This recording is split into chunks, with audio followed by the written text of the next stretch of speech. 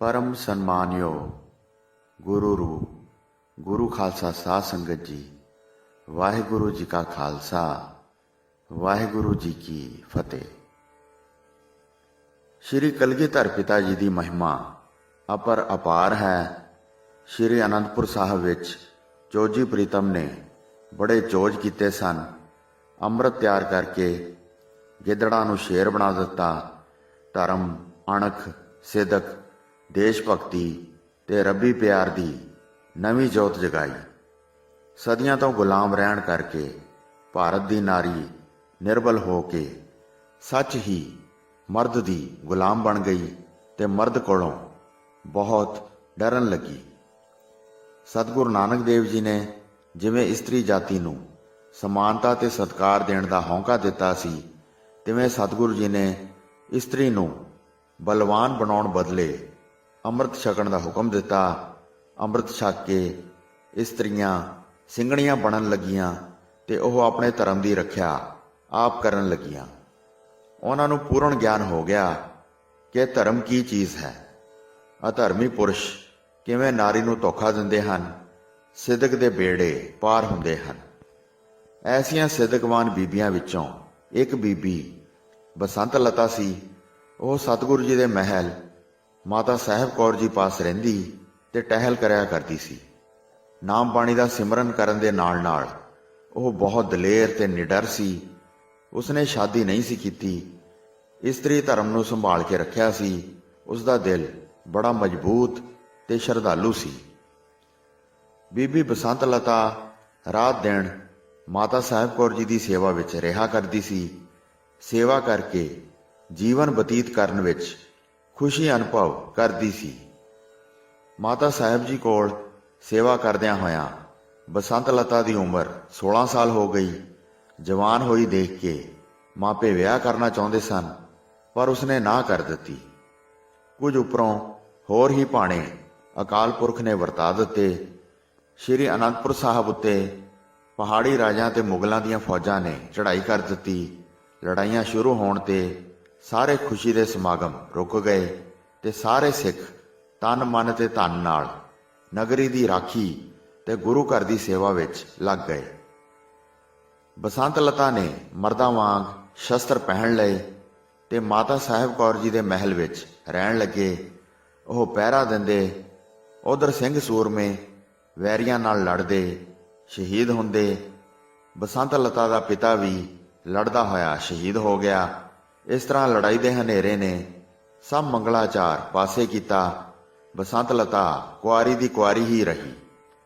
जिवें दिन विच रात आ जांदी है, झक्खड़ झोले शुरू हो जाते हैं, तिवें सतगुरु जी ते सिख संगत नूं श्री आनंदपुर साहब छड्डना पिया। हालात ऐसे हो गए कि होर टिकना औखा सी। कुछ राजां ते मुगल सैनापतियां ने धोखा कीता। उन्हां ने कुरान ते गऊ की कसम खाधी, पर मुकर गए। भाणे ऐसे ही वरतने सन। सियाल दी रात भी हनेरी। उस वेले सतगुरु जी ने किला खाली करन दा हुक्म कर दिता। सब ने घर ते घर दा भारी समान छड्डिया। माता साहिब कौर ते माता सुंदर कौर जी भी तैयार होए। उन्हां दे नाल ही तैयार होए सब टहलीए। कोई पिछे रह के दुश्मनां दे रहम उत्ते नहीं सी रहना चाहुंदा। अपने सतगुरु दे चरनां तों घोल घुमाई जांदे सन। बसंत लता जी भी माता साहिब कौर जी दे नाल नाल चलदे गए। अपने वीर ਸਿੰਘਾਂ वांग शस्त्र धारण कीते सन। चंडी वांग हौसला सी। ओह रात दे हनेरे विच तुरी गए। काफला तुरिया गया, पर जदों हनेरे विच सिख संगत वहीर दे रूप विच दूर निकली तां वैरियां ने सारे प्राण भुला दिते ते उन्हां ने सिख संगत उत्ते हमला कर दिता। राह विच लड़ाइयां शुरू हो गईयां ते लड़दे लड़दे सिख सरसा नदी के किनारे पुज गए। वाहिगुरु ने की भाणा वरताउणा है, यह किसे नूं की पता। उसदे रंगां कौतकां भाणियां नूं ओह ही जाणदा है, होर कोई नहीं जाण सकदा। उसे सियाल दी पोह महीने की रात विच हनेरी ते बदल आ गया। बदल बहुत जोर दा सी। हनेरी ने राहियां नूं राह भुला दिते। ਉਧਰ ਵੈਰੀ ਨੇ ਲੜਾਈ ਛੇੜ ਦਿੱਤੀ, ਸਿਰਫ ਬਹੁਮੁੱਲਾ ਸਮਾਨ ਲੁੱਟਣ ਵਾਸਤੇ। ਐਸੇ ਭਿਆਨਕ ਸਮੇਂ ਸਤਿਗੁਰੂ ਜੀ ਦੇ ਸਿੱਖਾਂ ਨੇ ਸਿਦਕ ਨਾ ਛੱਡਿਆ ਤੇ ਸਰਸਾ ਵਿੱਚ ਛਾਲਾਂ ਮਾਰ ਦਿੱਤੀਆਂ। ਪਾਰ ਹੋਣ ਦਾ ਯਤਨ ਕੀਤਾ। ਬਿਜਲੀ ਲਿਸ਼ਕਦੀ, ਮੀਂਹ ਪੈਂਦੇ ਤੇ ਸਰਸਾ ਦੇ ਭਿਆਨਕ ਰੋਹੜ ਦਾ ਮੁਕਾਬਲਾ ਕਰਦੇ ਹੋਏ ਸਿੰਘ ਤੇ ਸਿੰਘਣੀਆਂ ਅੱਗੇ ਨੂੰ ਜਾਣ ਲੱਗੇ। ਬਸੰਤ ਲਤਾ ਨੇ ਕਮਰ ਕੱਸਾ ਕੀਤਾ ਹੋਇਆ ਸੀ ਤੇ ਨੰਗੀ ਤਲਵਾਰ ਹੱਥ ਵਿੱਚ ਸੀ। ਉਸਨੇ ਪੂਰੀ ਹਿੰਮਤ ਕੀਤੀ ਕਿ ਮਾਤਾ ਸਾਹਿਬ ਕੌਰ ਜੀ ਦੀ ਪਾਲਕੀ ਨਾਲ ਰਹੇ, ਪਰ ਬਲਵਾਨ ਪਾਣੀ ਦੇ ਵਹਿਣ ਨੇ ਵਿਛੋੜ ਦਿੱਤਾ। ਉਹਨਾਂ ਨਾਲੋਂ ਰੁੜ ਕੇ ਵੱਖ ਹੋ ਗਈ ਤੇ ਹਨੇਰੇ ਵਿੱਚ ਪਤਾ ਨਾ ਲੱਗਾ ਕਿੱਧਰ ਨੂੰ ਜਾ ਰਹੀ ਸੀ। ਪਿੱਛੇ ਦੁਸ਼ਮਣ ਲੱਗਾ ਸੀ। ਨਦੀ ਤੋਂ ਪਾਰ ਹੋਈ ਤਾਂ ਇਕੱਲੀ ਦੁਸ਼ਮਣਾਂ ਦੇ ਹੱਥ ਆ ਗਈ। ਦੁਸ਼ਮਣ ਉਸ ਨੂੰ ਫੜ ਕੇ ਖਾਨ ਸਮੁੰਦ ਖਾਨ ਦੇ ਕੋਲ ਲੈ ਗਏ। ਉਹਨਾਂ ਨੇ ਜਵਾਨ ਤੇ ਸੁੰਦਰ ਵੇਖ ਕੇ ਅੱਗ ਸਕਾਈ ਤੇ ਬਸੰਤ ਲਤਾ ਨੂੰ ਹੋਸ਼ ਵਿੱਚ ਲਿਆਂਦਾ। ਦੁਸ਼ਮਣਾਂ ਦੀ ਨੀਅਤ ਚੰਗੀ ਨਹੀਂ ਸੀ। ਉਹ ਉਸ ਨੂੰ ਮਾੜੀ ਨਿਗਾਹ ਨਾਲ ਦੇਖਣ ਲੱਗੇ। ਸਮੁੰਦ ਖਾਨ ਇੱਕ ਛੋਟੇ ਕਸਬੇ ਦਾ ਹਾਕਮ ਸੀ। ਉਹ ਸਿਰੇ ਦਾ ਬਦਚਲਨ ਸੀ। ਕਿਸੇ ਕੋਲੋਂ ਨਾ ਡਰਦਾ ਤੇ ਮਨ ਆਈਆਂ ਕਰਦਾ। ਉਹ ਬਸੰਤ ਲਤਾ ਨੂੰ ਆਪਣੇ ਨਾਲ ਆਪਣੇ ਕਿਲੇ ਵਿੱਚ ਲੈ ਗਿਆ। ਬਸੰਤ ਲਤਾ ਦੀ ਸੂਰਤ ਐਸੀ ਸੀ ਜੋ ਝੱਲੀ ਨਹੀਂ ਸੀ ਜਾਂਦੀ। ਉਸਦੇ ਚਿਹਰੇ ਤੇ ਲਾਲੀਆਂ ਭਖਦੀਆਂ ਸਨ। ਸਮੁੰਦ ਖਾਨ ਨੂੰ ਇਹ ਵੀ ਭੁਲੇਖਾ ਸੀ ਕਿ ਸ਼ਾਇਦ ਬਸੰਤ ਲਤਾ ਗੁਰੂ ਜੀ ਦੇ ਮਹਿਲਾਂ ਵਿੱਚੋਂ ਇੱਕ ਸੀ। ਜਿਵੇਂ ਕਿ ਮੁਗਲ ਹਾਕਮ ਤੇ ਰਾਜੇ ਅਨੇਕਾਂ ਦਾਸੀਆਂ, ਬੇਗਮਾਂ ਵਾਧੂ ਰੱਖਦੇ ਸਨ।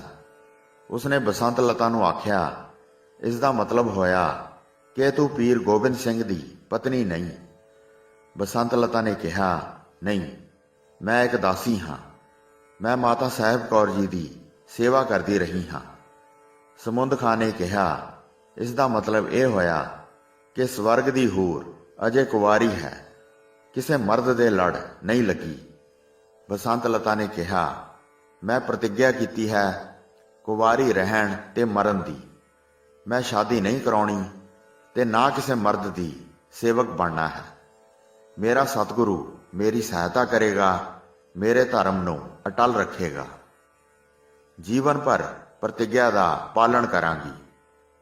ਸਮੁੰਦ ਖਾਨ ਨੇ ਕਿਹਾ, ਐਸੀ ਪ੍ਰਤਿੱਗਿਆ ਔਰਤ ਨੂੰ ਕਦੀ ਨਹੀਂ ਕਰਨੀ ਚਾਹੀਦੀ। ਦੂਸਰਾ, ਤੇਰਾ ਗੁਰੂ ਤਾਂ ਮਾਰਿਆ ਗਿਆ, ਉਸਦੇ ਪੁੱਤਰ ਮਾਰੇ ਗਏ। ਹੁਣ ਤਾਂ ਕੋਈ ਸ਼ਕਤੀ ਵੀ ਨਹੀਂ ਰਹੀ। ਕੌਣ ਤੇਰੀ ਮਦਦ ਕਰੇਗਾ? ਬਸੰਤ ਲਤਾ ਨੇ ਕਿਹਾ, ਇਹ ਝੂਠ ਹੈ। ਗੁਰੂ ਮਹਾਰਾਜ ਜੀ ਨਹੀਂ ਮਾਰੇ ਜਾ ਸਕਦੇ। ਉਹ ਤਾਂ ਹਰ ਥਾਂ ਆਪਣੇ ਸਿੱਖ ਦੀ ਸਹਾਇਤਾ ਕਰਦੇ ਹਨ। ਉਹ ਤਾਂ ਘਟ ਘਟ ਦੀ ਜਾਣਨਹਾਰ, ਦੁਨੀਆ ਦੀ ਸਾਰ ਲੈਂਦੇ ਹਨ। ਉਹਨਾਂ ਨੂੰ ਕੌਣ ਮਾਰਨ ਵਾਲਾ ਹੈ? ਉਹ ਤਾਂ ਆਪ ਅਕਾਲ ਪੁਰਖ ਹਨ। ਤੂੰ ਝੂਠ ਬੋਲਦਾ ਹੈ, ਉਹ ਕੋਈ ਨਹੀਂ ਮਰੇ। ਸਮੁੰਦ ਖਾਨ ਨੇ ਕਿਹਾ, ਹੱਠ ਨਾ ਕਰ। ਸੁਣ, ਮੈਂ ਤੈਨੂੰ ਬੇਗਮ ਬਣਾ ਕੇ ਰੱਖਾਂਗਾ। ਜੋ ਦੁਨੀਆ ਦੇ ਸੁੱਖ ਹਨ ਉਹ ਦਿਆਂਗਾ। ਤੇਰੇ ਰੂਪ ਉੱਤੇ ਮੈਨੂੰ ਤਰਸ ਆਉਂਦਾ ਹੈ। ਮੇਰੇ ਆਖੇ ਲੱਗ, ਹੱਠ ਨਾ ਕਰ। ਤੇਰੇ ਵਰਗੀ ਸੁੰਦਰੀ ਤਾਂ ਮੁਗਲ ਹਰਮਾਂ ਵਿੱਚ ਹੀ ਸ਼ੋਭਾ ਦਿੰਦੀ ਹੈ। ਮੇਰੀ ਗੱਲ ਮੰਨ ਜਾ। ਬਸੰਤ ਲਤਾ ਨੇ ਕਿਹਾ, ਨਹੀਂ, ਮੈਂ ਭੁੱਖੀ ਮਰ ਜਾਵਾਂਗੀ। ਪੁਰਜਾ ਪੁਰਜਾ ਕੱਟ ਦਿਓ। ਜੋ ਆਗਿਆ ਕੀਤੀ ਹੈ ਉਹ ਨਹੀਂ ਛੱਡਾਂਗੀ। ਧਰਮ ਜਾਨ ਨਾਲੋਂ ਪਿਆਰਾ ਹੈ।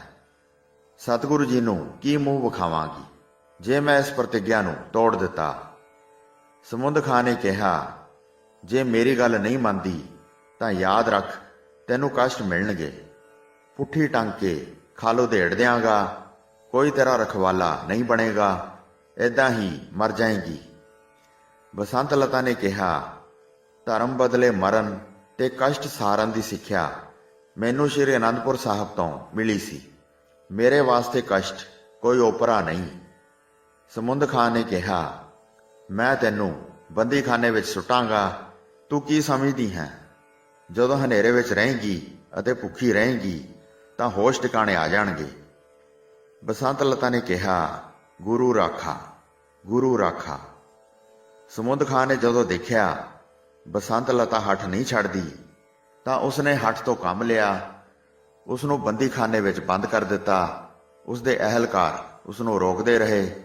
ਕਿਸੇ ਨੇ ਸਲਾਹ ਨਾ ਦਿੱਤੀ ਕਿ ਬਸੰਤ ਲਤਾ ਵਰਗੀ ਇਸਤਰੀ ਨੂੰ ਉਹ ਬੰਦੀਖਾਨੇ ਵਿੱਚ ਨਾ ਸੁੱਟੇ, ਪਰ ਉਹ ਨਾ ਮੰਨਿਆ ਤੇ ਬੰਦੀਖਾਨੇ ਵਿੱਚ ਸੁੱਟ ਹੀ ਦਿੱਤਾ।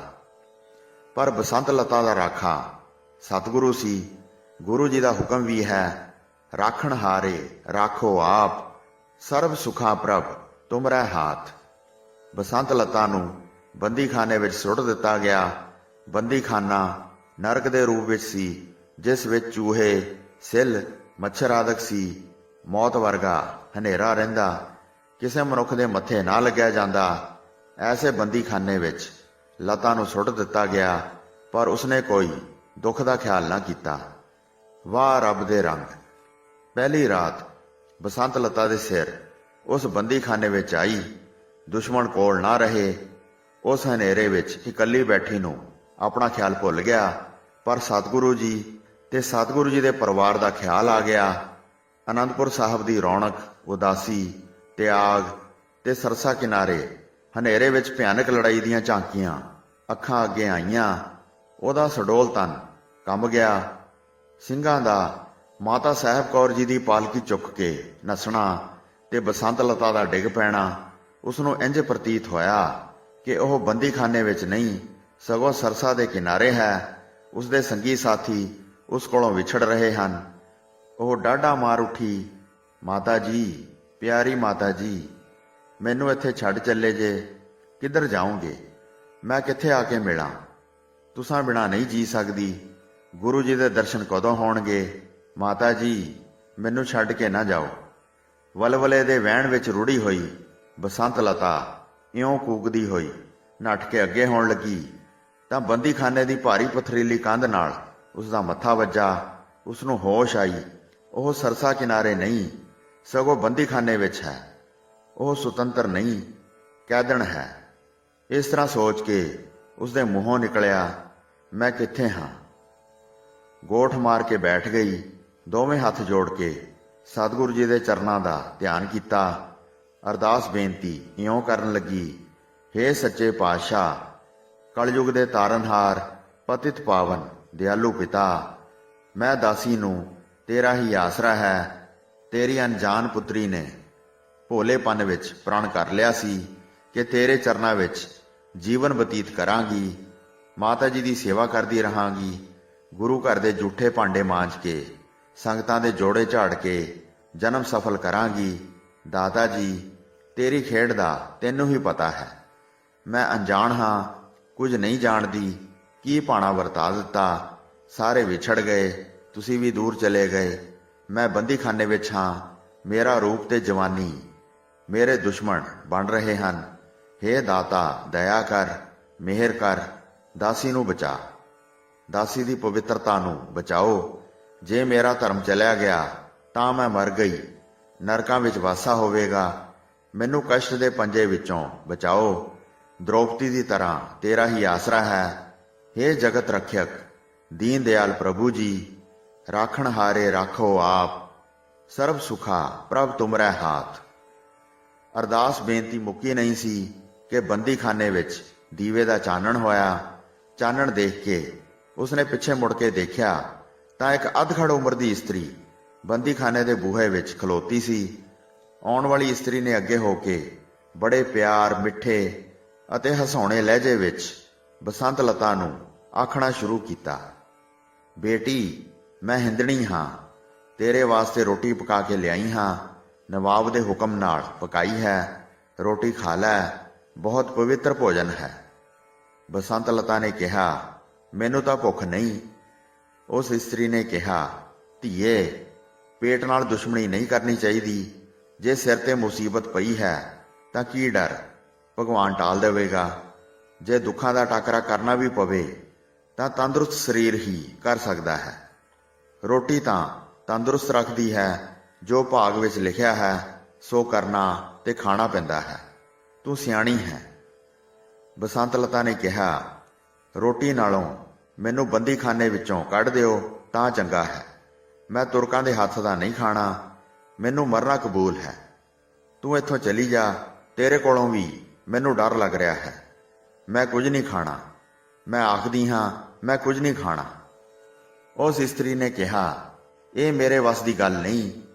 ਖਾਨ ਦੇ ਹੁਕਮ ਤੋਂ ਬਿਨਾਂ ਇਸ ਕਿਲੇ ਵਿੱਚ ਪੱਤਾ ਵੀ ਨਹੀਂ ਹਿਲ ਸਕਦਾ।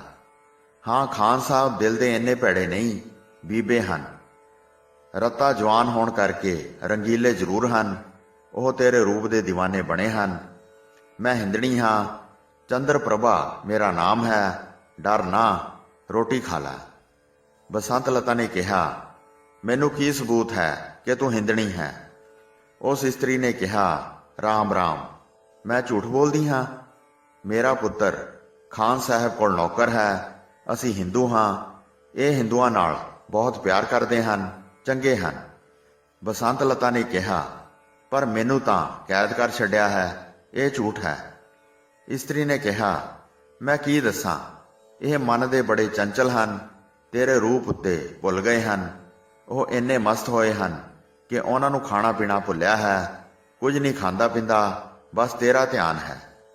ਬਸੰਤ ਲਤਾ ਨੇ ਕਿਹਾ, ਇਸ ਦਾ ਮਤਲਬ ਕਿ ਉਹ ਮੈਨੂੰ ਇੰਨੀ ਹੀ ਗੱਲ ਕਹੀ ਸੀ ਕਿ ਉਸ ਇਸਤਰੀ ਨੇ ਬਸੰਤ ਲਤਾ ਨੂੰ ਕਿਹਾ, ਨਹੀਂ ਨਹੀਂ, ਡਰਨ ਦੀ ਕੋਈ ਲੋੜ ਨਹੀਂ।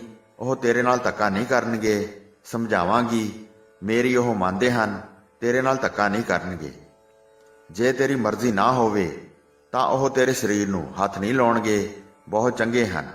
ਐਵੇਂ ਡਰ ਕੇ ਤਨ ਦਾ ਲਹੂ ਨਾ ਸੁਕਾ। ਬਸੰਤ ਲਤਾ ਨੇ ਕਿਹਾ, ਮਾਈ ਤੇਰੀਆਂ ਗੱਲਾਂ ਚੰਗੀਆਂ ਨਹੀਂ, ਤੂੰ ਜ਼ਰੂਰ ਇੰਨਾ ਹੀ ਕਹਿਣਾ ਸੀ। ਇਸਤਰੀ ਨੇ ਕਿਹਾ, ਰਾਮ ਰਾਮ ਕਹੋ ਪੁੱਤਰੀ, ਤੇਰੇ ਨਾਲ ਮੈਂ ਕੋਈ ਧੋਖਾ ਕਰਨਾ ਹੈ? ਫਿਰ ਤੇਰਾ ਮੇਰਾ ਧਰਮ ਇੱਕ ਹੈ। ਰੋਟੀ ਖਾ ਲੈ, ਰਾਮ ਦਾ ਨਾਮ ਲੈ, ਜੋ ਸਿਰ ਬਣੇਗੀ ਝੱਲੀ, ਪਰ ਭੁੱਖੀ ਤਾਂ ਨਾ ਮਰ। ਭੁੱਖਾ ਮਰਨਾ ਠੀਕ ਨਹੀਂ। ਚੰਦਰ ਪ੍ਰਭਾ ਦੇ ਕਹਿਣ ਤੇ ਅਤੇ ਸੌਹਾਂ ਖਾਣ ਕਾਰਨ ਬਸੰਤ ਲਤਾ ਨੇ ਰੋਟੀ ਖਾ ਲਈ। ਉਹ ਕਈ ਦਿਨ ਦੀ ਭੁੱਖੀ ਸੀ। ਰੋਟੀ ਖਾ ਕੇ ਪਾਣੀ ਪੀਤਾ ਤੇ ਸਤਿਗੁਰੂ ਮਹਾਰਾਜ ਦਾ ਧੰਨਵਾਦ ਕੀਤਾ। ਉਹ ਦਿਨ ਗਿਆ ਤੇ ਅਗਲਾ ਦਿਨ ਆਇਆ। ਸਮੁੰਦ ਖਾਨ ਦੀ ਰਾਤ ਮੁਸ਼ਕਲ ਨਿਕਲੀ। ਦਿਨ ਨਿਕਲਣਾ ਔਖਾ ਹੋ ਗਿਆ। ਉਹ ਬੰਦੀਖਾਨੇ ਵਿੱਚ ਗਿਆ ਤੇ ਉਸਨੇ ਬਸੰਤ ਲਤਾ ਨੂੰ ਜਾ ਕੇ ਦੇਖਿਆ। ਬਸੰਤ ਲਤਾ ਉਸ ਵੇਲੇ ਆਪਣੇ ਸਤਿਗੁਰੂ ਜੀ ਦਾ ਧਿਆਨ ਧਰ ਕੇ ਅਰਦਾਸ ਬੇਨਤੀਆਂ ਕਰ ਰਹੀ ਸੀ। ਜਦੋਂ ਸਮੁੰਦ ਖਾਨ ਨੇ ਆਵਾਜ਼ ਦਿੱਤੀ ਤਾਂ ਉੱਠ ਕੇ ਕੰਧ ਨਾਲ ਲੱਗ ਕੇ ਖਲੋ ਗਈ ਤੇ ਉਸ ਵੱਲ ਇਉਂ ਦੇਖਣ ਲੱਗੀ ਜਿਵੇਂ ਭੁੱਖੀ ਸ਼ੇਰਨੀ ਕਿਸੇ ਸ਼ਿਕਾਰ ਵੱਲ ਦੇਖਦੀ ਹੈ ਕਿ ਸ਼ਿਕਾਰੀ ਦੇ ਵਾਰ ਕਰਨ ਤੋਂ ਪਹਿਲਾਂ ਉਹ ਉਸ ਉੱਤੇ ਐਸਾ ਵਾਰ ਕਰੇ ਕਿ ਉਸ ਦੀਆਂ ਆਂਤੜੀਆਂ ਬਾਹਰ ਖਿੱਚ ਲਵੇ। ਪਰ ਉਹ ਖਲੋ ਕੇ ਦੇਖਣ ਲੱਗੀ ਕਿ ਸਮੁੰਦ ਖਾਂ ਕੀ ਆਖਦਾ ਹੈ। ਸਮੁੰਦ ਖਾਂ ਬੋਲਿਆ, ਬਸੰਤ ਲਤਾ, ਇਹ ਠੀਕ ਹੈ, ਤੇਰਾ ਮੇਰਾ ਮਜ਼ਹਬ ਨਹੀਂ ਮਿਲਦਾ, ਪਰ ਔਰਤ ਮਰਦ ਦਾ ਕੁਦਰਤੀ ਮਜ਼ਹਬ ਹੈ।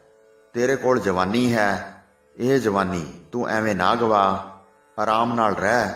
ਤੇਰੇ ਸਾਥੀ ਨਹੀਂ ਰਹੇ, ਉਹਨਾਂ ਨੂੰ ਲਸ਼ਕਰ ਨੇ ਚੁਣ ਕੇ ਮਾਰ ਦਿੱਤਾ ਹੈ। ਤੇਰਾ ਗੁਰੂ। ਪਰ ਜਦੋਂ ਸਮੁੰਦ ਖਾਂ ਦੇ ਮੂੰਹੋਂ ਗੁਰੂ ਸ਼ਬਦ ਨਿਕਲਿਆ ਤਾਂ ਉਹ ਸ਼ੇਰਨੀ ਵਾਂਗ ਗਰਜ ਕੇ ਬੋਲੀ, ਦੇਖੀ ਪਾਪੀ ਨਾ ਬਣੀ। ਮੇਰੇ ਸਤਿਗੁਰੂ ਬਾਬਤ ਕੋਈ ਮਾੜਾ ਸ਼ਬਦ ਨਾ ਬੋਲੀ। ਸਤਿਗੁਰੂ ਸਦਾ ਹੀ ਜਾਗਦਾ ਹੈ, ਉਹ ਮੇਰੇ ਅੰਗ ਸੰਗ ਹੈ। ਸਮੁੰਦ ਖਾਂ ਬੋਲਿਆ, ਤੇਰੇ ਗੁਰੂ ਨੂੰ ਮੈਂ ਨਹੀਂ ਜਾਣਦਾ। ਜੋ ਖਬਰਾਂ ਮਿਲੀਆਂ ਹਨ ਉਹ ਦੱਸਦੀਆਂ ਹਨ ਕਿ ਗੁਰੂ ਸਭ ਖਤਮ ਹੋ ਗਏ ਹਨ, ਕੋਈ ਨਹੀਂ ਬਚਿਆ। ਸਾਰਾ ਇਲਾਕਾ ਸਿੱਖਾਂ ਤੋਂ ਖਾਲੀ ਹੈ। ਮੈਂ ਤੈਨੂੰ ਨਹੀਂ ਛੱਡ ਸਕਦਾ। ਤੇਰੇ ਇਸ਼ਕ ਦਾ دیਵਾਨਾ ਹੋ ਗਿਆ ਹਾਂ। ਹੁਣ ਤੂੰ ਮੇਰੇ ਆਖੇ ਲੱਗ। ਬਸ ਹੁਣ ਜੇ ਤੂੰ ਖੁਸ਼ੀ ਨਾਲ ਮੇਰੇ ਨਾਲ ਨਾ ਬੋਲੇ ਤਾਂ ਸਮਝ ਲੈ ਮੈਂ ਜ਼ਬਰਦਸਤੀ ਚੁੱਕਾਂਗਾ। ਜ਼ਾਲਮ ਦੁਸ਼ਮਣ ਦੀ ਜ਼ੁਬਾਨੋਂ ਐਸੇ ਬੋਲ ਸੁਣ ਕੇ ਬਸੰਤ ਲਤਾ ਡਰੀ ਨਹੀਂ।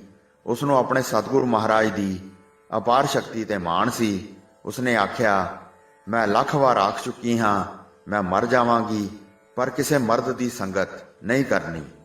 ਮੇਰਾ ਸਤਿਗੁਰੂ ਮੇਰੀ ਰਾਖੀ ਕਰੇਗਾ। ਮੇਰੇ ਨਾਲ ਧੱਕਾ ਕਰਨ ਦਾ ਜੋ ਯਤਨ ਕਰੇਗਾ ਉਹ ਮਰੇਗਾ। ਮੈਂ ਚੰਡੀ ਹਾਂ। ਮੇਰੀ ਪਵਿੱਤਰਤਾ ਦਾ ਰਾਖਾ ਭਗਵਾਨ ਹੈ। ਵਾਹਿਗੁਰੂ ਸਤਿਗੁਰੂ। ਪਿਛਲੇ ਸ਼ਬਦ ਲਤਾ ਨੇ ਇੰਨੀ ਜ਼ੋਰ ਨਾਲ ਆਖੇ ਕਿ ਬੰਦੀਖਾਨਾ ਗੂੰਜ ਪਿਆ।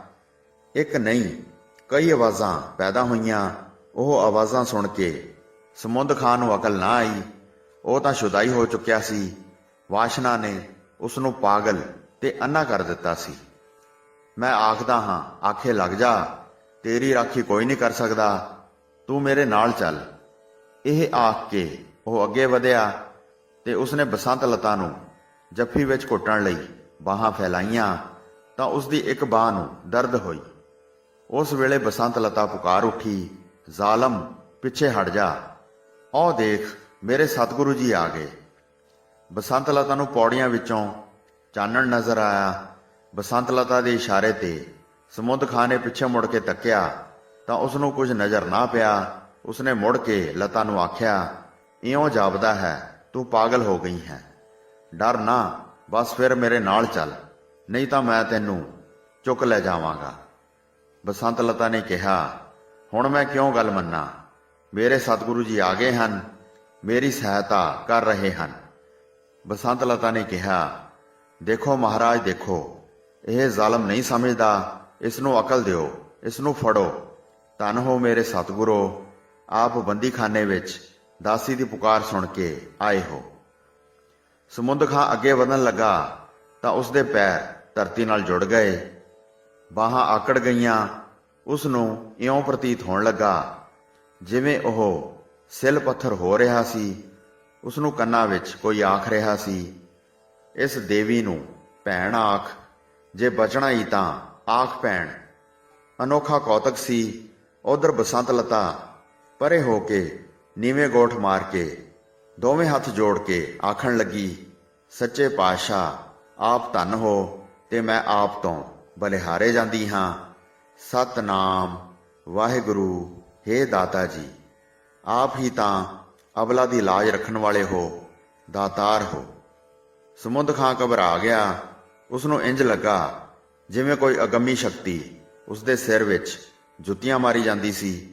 ਉਸਦੀਆਂ ਅੱਖਾਂ ਅੱਗੇ ਮੌਤ ਆ ਗਈ ਤੇ ਉਹ ਡਰ ਗਿਆ।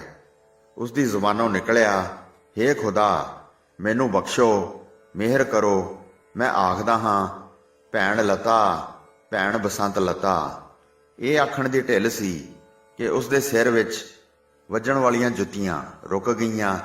ਇੱਕ ਬਾਂਹ ਹਿੱਲੀ ਤੇ ਉਸਨੇ ਮੁੜ ਤਰਲਾ ਕੀਤਾ, ਹੇ ਖੁਦਾ, ਹੇ ਸਤਿਗੁਰੂ ਜੀ, ਅਨੰਦਪੁਰ ਵਾਲੇ ਸਤਿਗੁਰੂ ਜੀ, ਮਿਹਰ ਕਰੋ, ਮੈਂ ਅੱਗੇ ਨੂੰ ਐਸਾ ਨਹੀਂ ਕਰਦਾ। ਬਸੰਤ ਲਤਾ ਮੇਰੀ ਭੈਣ ਹੈ, ਭੈਣ ਹੀ ਸਮਝਾਂਗਾ, ਜਿੱਥੇ ਆਖੇਗੀ ਭੇਜ ਦਿਆਂਗਾ, ਮੈਂ ਕੰਨ ਫੜਦਾ ਹਾਂ। ਇਸ ਤਰ੍ਹਾਂ ਆਖਦਿਆਂ ਹੋਇਆਂ ਜਿਉਂ ਹੀ ਉਸਨੇ ਕੰਨਾਂ ਵੱਲ ਹੱਥ ਵਧਾਏ ਤਾਂ ਉਹ ਵੱਧ ਗਏ। ਉਸਦੀ ਬਾਂਹ ਖੁੱਲ ਗਈ ਤੇ ਪੈਰ ਵੀ ਹਿੱਲ ਪਏ। ਉਸਦਾ ਸਰੀਰ ਉਸਨੂੰ ਹੌਲਾ ਹੌਲਾ ਮਹਿਸੂਸ ਹੋਇਆ। ਉਸਨੇ ਅੱਗੇ ਵੱਧ ਕੇ ਬਸੰਤ ਲਤਾ ਦੇ ਪੈਰਾਂ ਤੇ ਹੱਥ ਰੱਖ ਦਿੱਤਾ ਤੇ ਆਖਿਆ, ਭੈਣ ਮੈਨੂੰ ਮਾਫ ਕਰ, ਮੈਂ ਪਾਗਲ ਹੋ ਗਿਆ ਸਾਂ, ਤੇਰਾ ਸਿਦਕ ਠੀਕ ਹੈ, ਤੂੰ ਪਾਕ ਦਾਮਨ ਹੈ, ਮੈਨੂੰ ਖਿਮਾ ਕਰ। ਬਸੰਤ ਲਤਾ ਨੇ ਕਿਹਾ, ਸਤਿਗੁਰਾਂ ਦੀਆਂ ਮਿਹਰਾਂ ਹਨ, ਮੈਂ ਕੌਣ ਹਾਂ?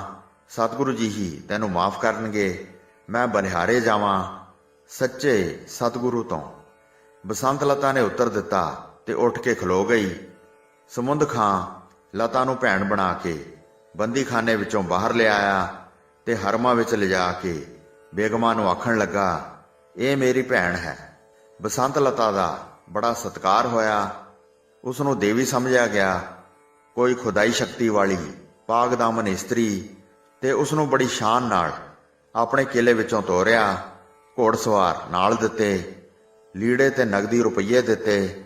ਉਸੇ ਤਰ੍ਹਾਂ ਜਿਵੇਂ ਇੱਕ ਭਰਾ ਸਕੀ ਭੈਣ ਨੂੰ ਤੋਰਦਾ ਹੈ, ਚੰਦਰ ਪ੍ਰਭਾ ਵੀ ਉਸਦੇ ਨਾਲ ਤੁਰ ਪਈ ਤੇ ਰਾਹ ਵਿੱਚ ਪੁੱਛਦੇ ਹੋਏ, ਸਤਿਗੁਰੂ ਜੀ ਕਿੱਧਰ ਨੂੰ ਗਏ? ਉਹ ਤੁਰੇ ਗਏ। ਆਖਰ ਦੀਨੇ ਦੇ ਮੁਕਾਮ ਪੁੱਜੇ ਜਿੱਥੇ ਸਤਿਗੁਰੂ ਜੀ ਰੁਕੇ ਸਨ। ਸਤਿਗੁਰੂ ਜੀ ਦੇ ਮਹਿਲ ਮਾਤਾ ਸੁੰਦਰ ਕੌਰ ਜੀ ਤੇ ਮਾਤਾ ਸਾਹਿਬ ਕੌਰ ਜੀ ਵੀ ਫਿਰਦੇ ਫਿਰਾਂਦੇ ਪੁੱਜ ਗਏ। ਬਸੰਤ ਲਤਾ ਨੇ ਜਿਉਂ ਹੀ ਸਤਿਗੁਰੂ ਜੀ ਦੇ ਦਰਸ਼ਨ ਕੀਤੇ ਤਾਂ ਨੱਸ ਕੇ ਚਰਨਾਂ ਉੱਤੇ ਡਿੱਗ ਪਈ, ਚਰਨਾਂ ਦੀ ਛੋਹ ਪ੍ਰਾਪਤ ਕੀਤੀ। ਅੱਖਾਂ ਵਿੱਚੋਂ ਸ਼ਰਧਾ ਦੇ ਅਥਰੂ ਗਿਰਨ ਲੱਗੇ ਤੇ ਸਤਿਗੁਰੂ ਜੀ ਪਾਸੋਂ ਪਿਆਰ ਲਿਆ। ਸੋ ਸਾਧ ਸੰਗਤ ਜੀ, ਇਸ ਪ੍ਰਕਾਰ ਬਸੰਤ ਲਤਾ ਦਾ ਪ੍ਰਸੰਗ ਹੋਇਆ। ਕਥਾ ਸੁਣਾਉਂਦੇ ਹੋਏ ਹੋਈਆਂ ਅਨੇਕ ਭੁੱਲਾਂ ਚੁੱਕਾਂ ਦੀ ਖਿਮਾ ਬਖਸ਼ਣੀ ਜੀ। ਵਾਹਿਗੁਰੂ ਜੀ ਕਾ ਖਾਲਸਾ, ਵਾਹਿਗੁਰੂ ਜੀ ਕੀ ਫਤਿਹ।